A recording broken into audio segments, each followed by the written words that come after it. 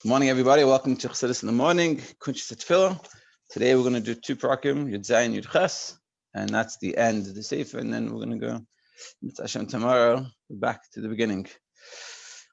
Just in short, what we're going to say in Yud Zayin, he's going to say, basically, you have to learn Shulchan Aruch, you have to know Shulchan Aruch, because the purpose of davening ultimately is to have that connection with the Eibishter and to really have the Eibishter in our lives as the focal point.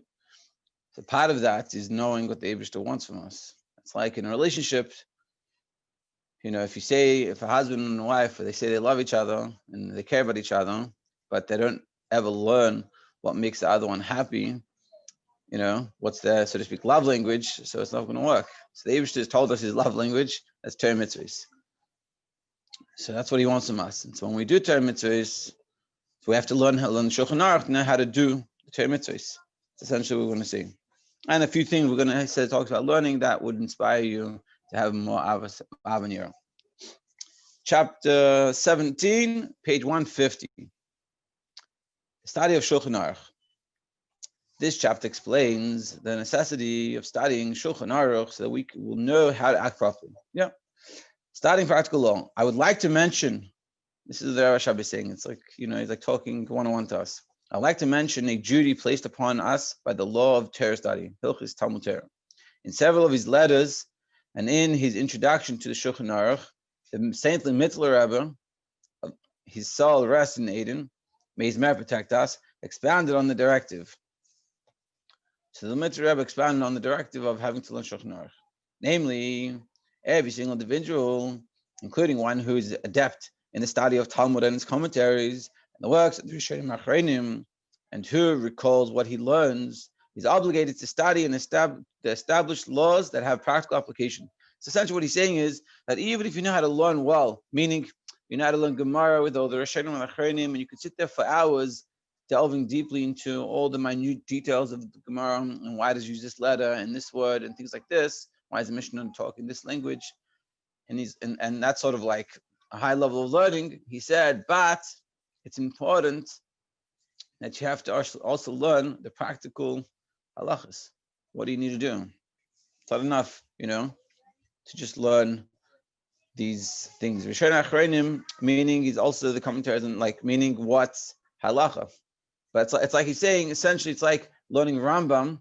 It's not enough. It's good to learn Rambam, especially the Rebbe told us to learn Rambam, to give us a good understanding of halacha and connect all the Jewish people through learning Rambam. But Rambam is not the final halachic authority. And so he's saying we have to learn what's that halachic, what's the final halachic decision. Therefore, everyone is required to study the Alter Rebbe Shulchan Aruch or HaChaim from beginning to end. So therefore, we should all learn the Shulchan Aruch, Alter Shulchan Aruch, which he brings down, especially in those times, and the what's up to date, halachic decisions that are brought down. We should learn, but the section of Orach Chaim, which is the daily life conduct type of things, that helps us with the day-to-day, knowing how to say brachas, knowing how to daven, and to get dressed and things like this. Keeping Shabbos from beginning till end, it explains clearly and succinctly the reason for each law in a palpable manner. And the Shulchan Aruch Harav, the Alter Shulchan Aruch, explains the reasonings and everything in a very understandable way. Each person should schedule a fixed time daily to study and review the aforementioned Shulchan Aruch, so that he will know how to conduct himself properly in all areas pertinent to his spiritual well-being. So now that you know how to behave, you're all inspired, davening, and you're all like inspired and connected to God. So you have to make sure to know Shulchan Aruch how to behave. What's the Jewish way of behaving, so to speak. And it's also very interesting. He says you should spend time every day to learn and review, to study and review. And it's, a quick story. The Rosh Yeshiva, I think Lubavitch Yeshiva, he knows the whole Shulchan Aruch, I don't know the whole, but for sure the Orach Chaim off by Baal Peh, by heart. So I think someone asked him, I heard the story, how does he do it? So we think that like he's his genius. Now maybe he's also a genius, but what does he do? He learns halacha, he reads through one of the halachas, then he closes the sefer, and He closes the sefer and he tries to see how much he remembered, and then he like tries to work on that to make sure he understood it like well and he remembered most of it. Then in the night before he goes to bed, he goes over it again, and then in the morning, he wakes up. The first thing after he says brachas, he goes over that halacha again. So he goes over it about 4 times. So now, 4 times he starts to learn things about prayer. So we think, a lot of times I feel like we think that some people have good heads, some people don't. But I think it's some people, it's a few people have good heads. Most people, they put the effort in. Most people think they need to have a good head for it. They don't put in the effort. Like I have another quick story. I have a friend that he's Bal Nigunim. He knows a lot of Nigunim. So another one of my friends asked him how long does it take you to learn a Nigun? So he says, I listen to every Nigun about 300 times. I was like, whoa, I thought he also had this brilliant mind for a good ear, but he just spent 300 times in each Nigun. If I spent 300 times in each Nigun, I would also know that many Nigunim. His Chiddush is not that he has a good mind as much as he's put in the effort. It's the same thing here. If we put in the effort, we'll understand our halachas.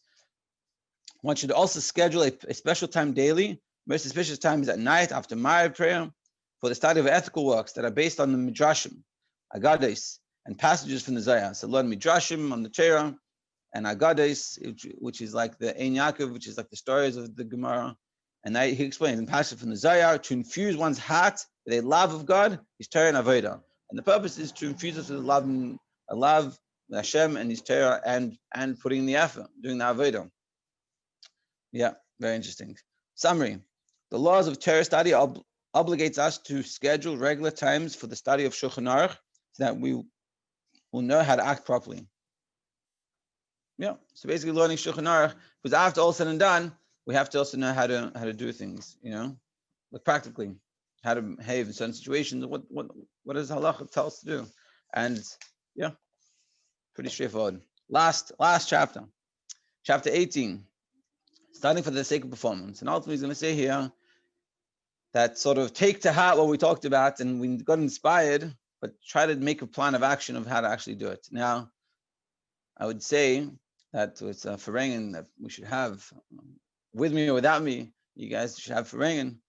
But the most important thing is to ask ourselves, what's one practical step that I can take in this? Or what have I changed? How has this changed? What we've learned so far, we haven't even finished the whole thing, but what we've learned so far, how has this changed me? And what's one small step that I can do that it's really bite-sized, I can do it and I can try. And then we'll accomplish something, we'll have achieved something. Let's see. The necessity for Avodah. I have explained to you the necessity of Avodah in prayer.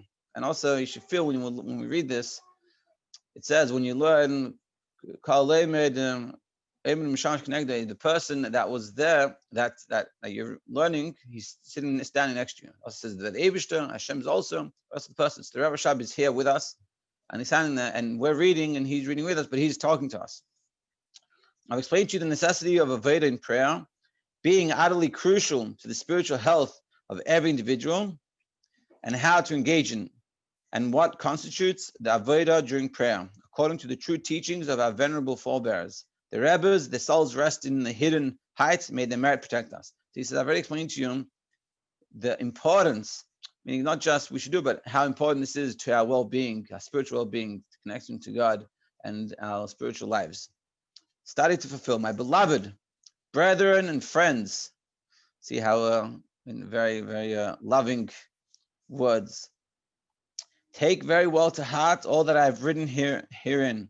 Have compassion upon your souls. Study for the purpose of knowing God. Study seriously and analytically so that you understand the subject matter clearly and thoroughly. So learn it well so you can really understand what it's saying. Why? Because what it's saying is information that's going to help you transform your life.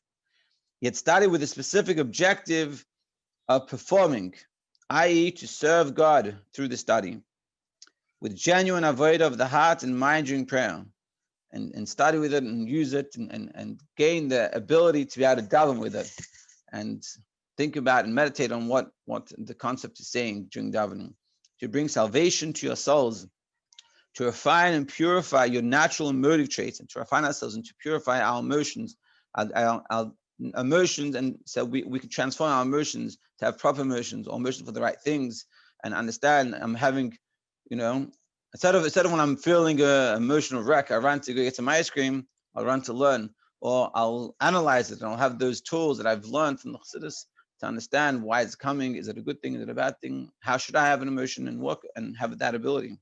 And to add light and vitality to your observance of mitzvahs, and ultimately, to our mitzvahs will be bright, will be enjoyable, will be lit.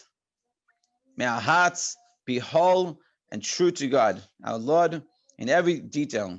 May the Almighty be our support, and may He illuminate our eyes with the light of the truth of His Torah and Avodah. Amen.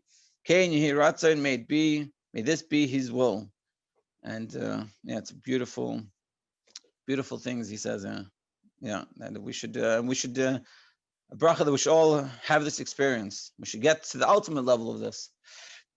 Summary: be exceedingly cautious to study with the intention of fulfilling what we learn, namely by engaging in the avodah of prayer, which infuses vitality into one's observance of Torah and mitzvahs in actual practice. And as you can see here, this end here is exactly what we talked about in the beginning. We started in Yud. The whole purpose of the davening is meant to infuse your Torah mitzvahs. He says, practically do it because it will. And let me see what the time is. Yep, got a few minutes.